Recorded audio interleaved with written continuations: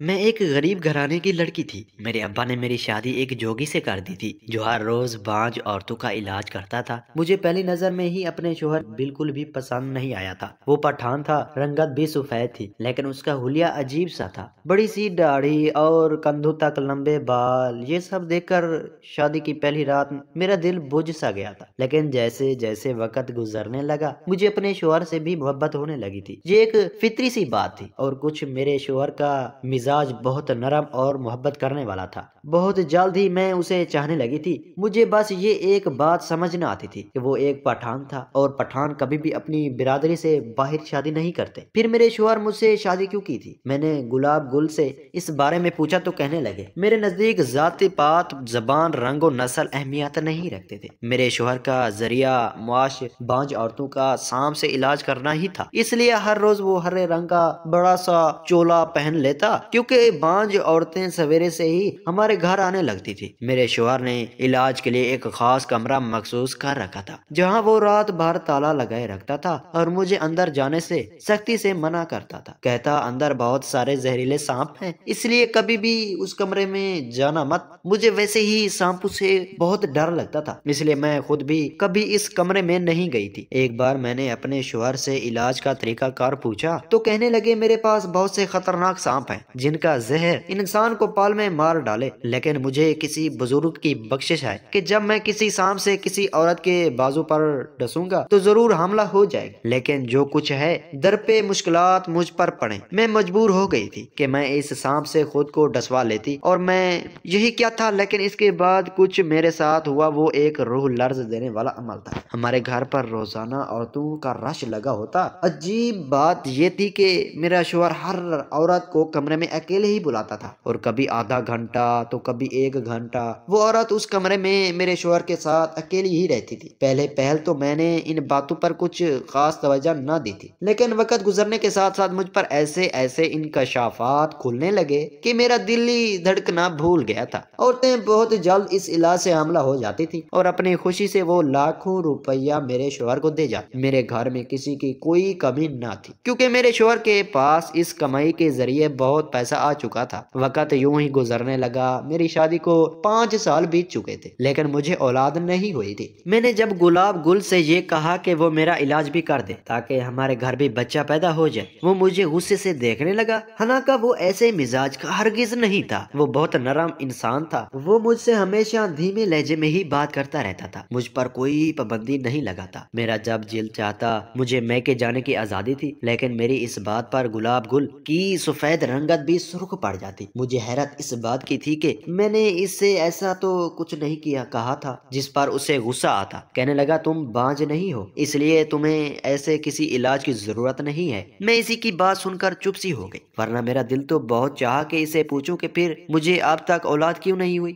میرا دل اپنے بچے کے لیے ترستا رہتا ہے، اور میرے ہی سامنے کئی عورتیں اولاد کی نعمت سے مالا مال ہوئی، اور وہ بھی میرے شوہر کی توسط سے۔ جب میں ان عورتوں کو گود میں بچے دیکھتی جو میرے شوہر سے علاج کروانے سے صاحب اولاد ہوئی تھی، میرا دل خون کے آنسو رونے لگتا۔ مجھے گلاب گل کی بے جا ضد پر غصہ آنے لگتا۔ وہ چاہتا تو میری گود بھی بھر جاتی۔ ایک بار جو میری آنکھوں نے دیکھا، مجھے اپنی بصارت پر یقین نہیں آ رہا تھا۔ میرا شوہر کمرہ بند کر کے عورتوں کا علاج کرتا رہا۔ جس کمرے میں میرا شوہر علاج کرتا، اس کا دروازہ صحن میں ہی کھلتا تھا، اور میرا کچن بھی صحن میں ہی بنا ہوتا تھا، اس لیے علاج کے لیے آنے والی عورتیں صحن میں ہی بیٹھ کر اپنی باری کا انتظار کرنے لگتی۔ میں اس وقت کچن میں ہی کام میں مصروف ہوتی تھی۔ جب میں نے یہ محسوس کیا کہ ایک عورت پچھلے 3 ماہ سے مسلسل آ رہی تھی، اور آتی بھی جلدی تھی، لیکن میرے میاں کے پاس اپنی باری کے بجائے وہ سب سے آخر میں جاتی تھی۔ پہلے تو میں نے اس بات کو نظر انداز سا کر دیا تھا، لیکن ایسی بات مجھ جیسی بیوی کیسے زیادہ دنوں تک نظر انداز کر سکتی تھی جس کی پہلے سے کوئی اولاد نہ تھی۔ اولاد میاں بیوی کے رشتے کو مضبوط بنانے کے لیے ایک مضبوط کڑی کی طرح سے ثابت ہوتی ہے، ورنہ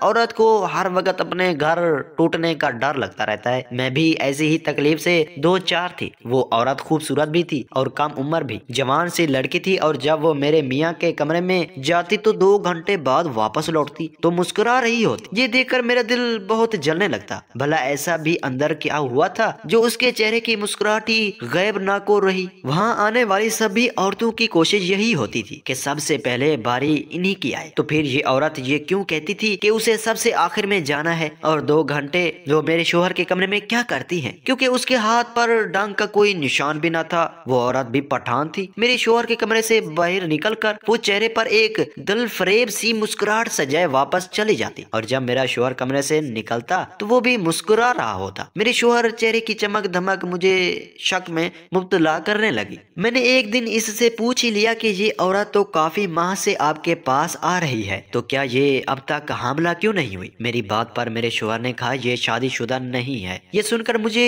थोड़ी हैरत हुई कि जब वो शादीशुदा ही नहीं है तो यहाँ किस इलाज के लिए आती है भला? मैंने जब अपने शोहर से ये बात की तो मुझे घूरने लगे, कहने लगे मुझसे बहस मत किया करो और मुझे खाना गर्म करके दो। एक तो मैं कई घंटे इस काम में गुजार देता हूँ, उस पर तुम मेरा दिमाग चाटना शुरू कर देती हो। मैं अपने शोहर को खाना देने लगी। मुझे अब उस औरत को देखकर बेहद गुस्सा आने लग जाता। 1 माह तो मैं सब्र करती रही, लेकिन फिर वो औरत मुझसे एक लम्हा भी बर्दाश्त ना हो पाई। क्यों आती थी वो मेरे शोहर के पास? एक बार मैंने जो मंजर देखा वो मेरी रूह को लर्जा देने वाला था। जैसे ही वो औरत मेरे शोहर के कमरे में गई, मैं फौरन से कमरे के पास चली आई। मैंने दरवाजे के हॉल से देखा तो वो औरत जमीन पर लेटी थी और मेरा शोहर उसके साथ। ये देखकर तो मेरे होश ही उड़ गए थे। ये कैसा इलाज हो रहा था? मेरा दिल यूं था कि अभी सीना शगाफ करके बाहर आ जाएगा। मैं बुरी तरह से बदहवास हो गई थी। मेरा सर बुरी तरह से चकराने लगा था। मैं वहां से पीछू हट गई, क्योंकि जो कुछ अंदर हो रहा था मुझसे मजीद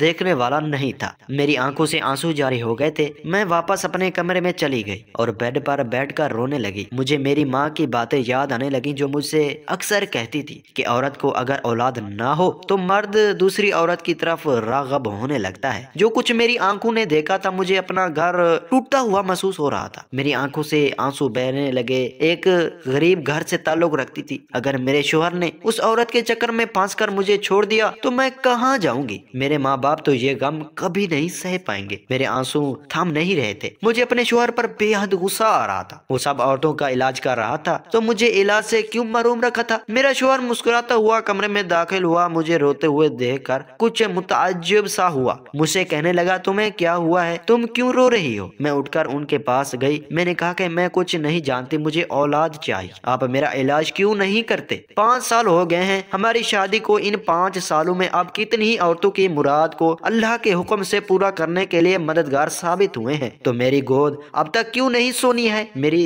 सब्र का पैमाना लबरीज हो चुका था। वो कहने लगे, मैं तुम्हारा इलाज नहीं कर सकता। और क्यों नहीं कर सकता? इस सवाल का जवाब भी मैं तुम्हें कभी नहीं दूंगा। मैंने तुम्हें कभी बे औलादी का ताना नहीं दिया। फिर तुम क्यों परेशान होती हो? तुम्हें क्यों लगता है कि 5 सालों में मुझे औलाद की कमी महसूस नहीं हुई? मुझे भी बच्चों की बहुत ख्वाहिश है, लेकिन मैं जानता हूँ कि तुम मुझे औलाद नहीं दे सकते और ना ही तुम इस इलाज की मुतहम्मिल हो जो मैं करता हूँ। ये कहकर वो कमरे से बाहर चले गए। मेरे रोने में और भी तेजी आ गई थी। मुझे समझ आ गया था वो किसी गैर औरत को आंख भर के भी नहीं देखता था। मेरे शोहर का दिल इस लड़की पर आ कैसे गया था? इसलिए वो मेरा इलाज करना ही नहीं चाहता था। मैं फूट फूट कर रोने लगी। मुझसे ये बात बर्दाश्त नहीं हो रही थी कि मेरा शोहर किसी दूसरी औरत के साथ। कोई भी औरत ये बात नहीं सह सकती। मुझे अपना शोहर पहले बिल्कुल भी पसंद न था, लेकिन मेरे शोहर का धीमा मिजाज और मोहब्बत ने बहुत जल्द मुझे इसका गर्विदा बना दिया था। फिर मेरी अगर कोई औलाद होती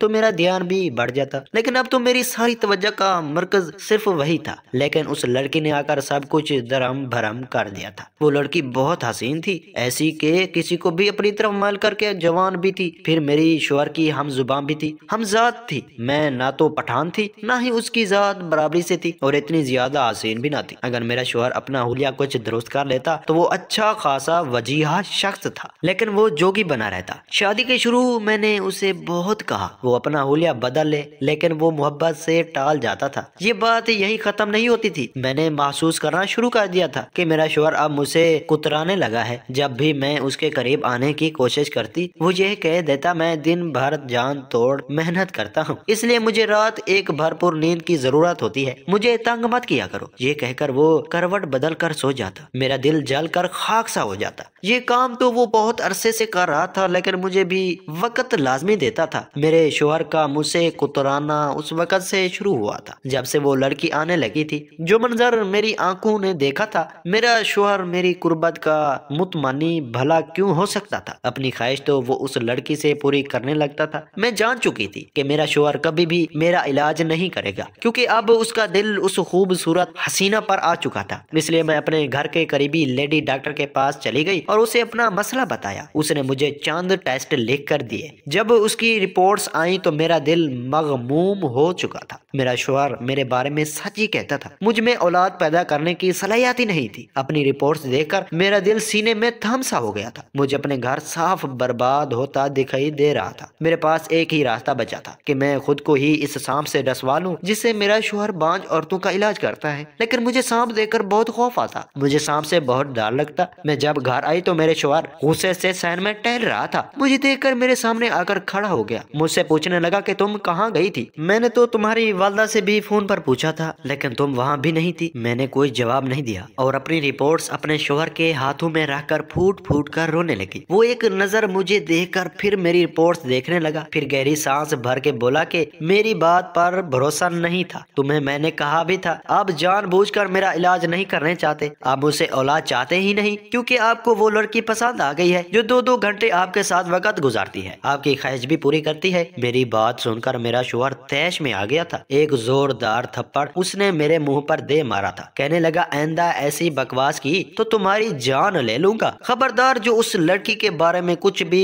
تو نے ایسا ویسا کہا۔ مجھے اپنے شوہر سے ایسے سخت رویے کی بالکل توقع نہ تھی۔ آج تک اس نے کبھی بھی میرے اوپر ہاتھ تک نہ اٹھایا تھا، لیکن اس لڑکی کی وجہ سے انہوں نے مجھ پر تھپڑ مارا تھا۔ اس لڑکی کی اہمیت مجھ پر اچھی طرح سے واضح ہو چکی تھی۔ میرے پاس بس اب ایک ہی راستہ بچا تھا کہ میں وہ سانپ والا عمل کر ہی لوں۔ اس لیے جب میرا میاں گہری نیند سو گیا، میں اٹھ کر اس کمرے میں چلی گئی، لیکن وہاں لگا تالا دیکھ کر مجھے سخت مایوسی ہوئی تھی۔ میں نے چابی ڈھونڈنے کی بہت کوشش کی تھی، لیکن مجھے اس کمرے کی چابی نہیں ملی تھی۔ اگلے روز جب وہ عورت صحن میں بیٹھی اپنی باری کا انتظار کر رہی تھی تو میں نے اسے کہا کہ وہ کمرے میں آ کر میری بات سن لے۔ وہ مجھے حیرت سے دیکھنے لگی، پھر اٹھ کر کھڑی ہو گئی۔ وہ میرے پیچھے آنے لگی۔ میں اسے اپنے کمرے میں لے گئی۔ میں نے اسے کہا کہ آخر تم چاہتی کیا ہو؟ کیوں میرے شوہر کے پیچھے پڑی ہوئی ہو؟ شرم نہیں آتی تمہیں میرے شوہر کے ساتھ اس قسم کے تعلقات قائم کرتے ہوئے، جسے سوچ کر بھی مجھے شرم آتی ہے؟ میرے منہ سے سچ سن کر وہ لڑکی بری طرح سے بدحواس ہوئی تھی۔ روتے ہوئے میرے کمرے سے کیا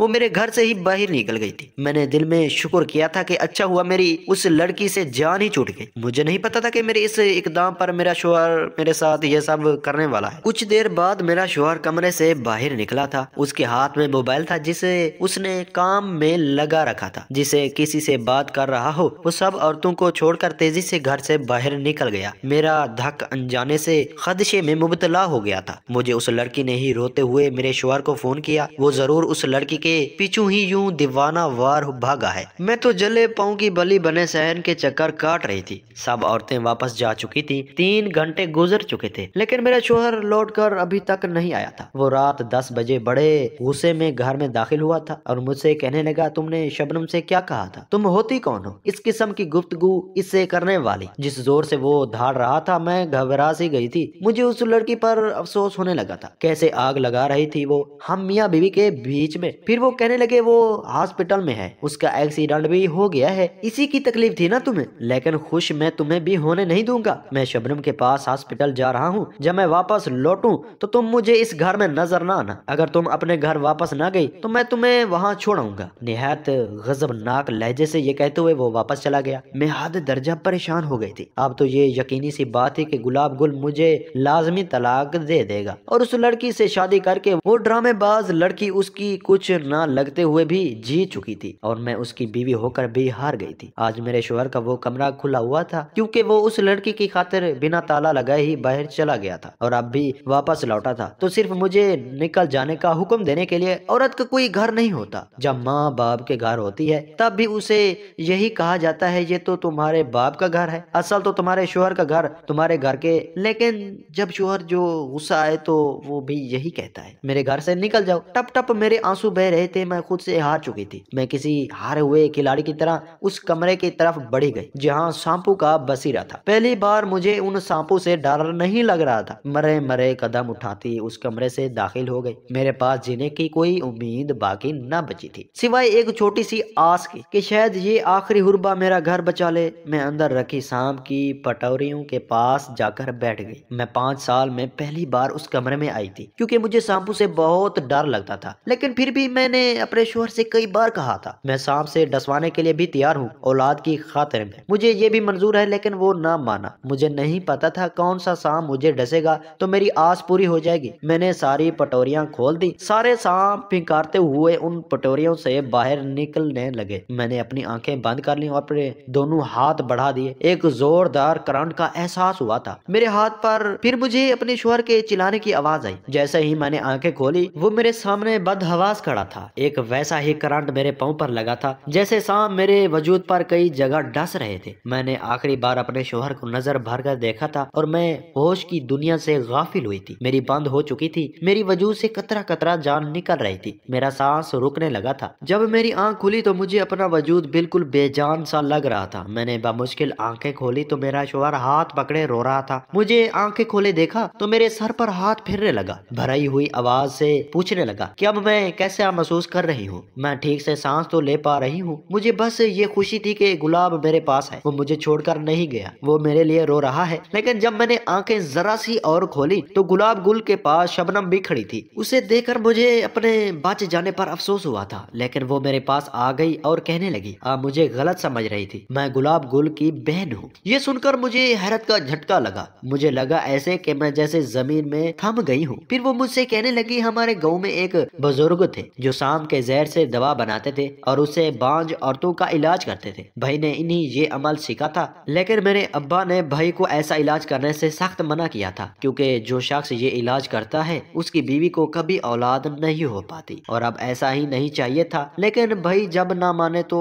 अब्बा ने इन्हें घर से निकाल देना था। मुझे गुल भाई से बहुत मोहब्बत थी। मैं अपने दूसरे भाई के साथ जब शहर आई तो गुल भाई को ढूंढने की बहुत कोशिश की, लेकिन वो हमें नहीं मिले। फिर एक दिन मेरी दूसरी भाभी की बहन ने बताया कि इनके मोहल्ले में एक शख्स सांप से बांझ औरतों का इलाज करता है। ये सुनकर मुझसे रहा नहीं गया और मैं यहाँ आ गई। जब मैं 6 साल बाद भाई को देखा तो मुझसे रहा नहीं गया। मैं रोज इनसे मिलने आती। मेरे बाकी भाई भी गुल भाइयों को अच्छा नहीं समझते थे, इसलिए मैं बहाने से भाई से मिलने आती। सब औरतों के आखिर में इसलिए मिलती ताकि इनसे जी भर के बातें कर सकूं। लेकिन मेरी कमर पर एक बहुत बड़ी घुटली बन गई थी जो मैंने भाई को दिखाई थी। शायद उसी वक्त आपने हमें छुप कर देख लिया और आपको गलत फहमी हो गई थी। लेकिन जब आपने मुझे इस किस्म की बातें सुनाई तो मुझसे बर्दाश्त नहीं हुआ। मैं रोते हुए तेजी से भागते हुए जा रही थी कि गाड़ी से टकरा गई और मुझे जख्मी देखकर भाई बेकाबू सा हो गया। वजह पूछने लगे। मुझे नहीं मालूम था मेरा सब आपको मुश्किल में डाल देगा, वरना मैं भाई से सच छुपा लेती। भाई गुस्से में आपके पास आए और ना जाने क्या क्या कह गए। लेकिन जब मैंने इन्हें समझाया कि वो सच नहीं जानती, इसलिए ऐसा ही सोचेगी, तो भाई आप जो सच ही बताने आए थे उस वक्त आप भाई कैसे औरत का सांप से इन्हें डसवाते थे, बल्कि वो सांप के जहर से दवा बनाकर इन्हें पिलाते थे। बड़ी मुश्किल से आपकी जान बची है। गुल भाई आपसे बहुत मोहब्बत करते हैं। भाभी 3 दिन से आप बेहोश हैं और 3 दिन से मेरा भाई जय नमाज बिछाए अपनी जिंदगी के लिए दुआ गो था। मुझे अपनी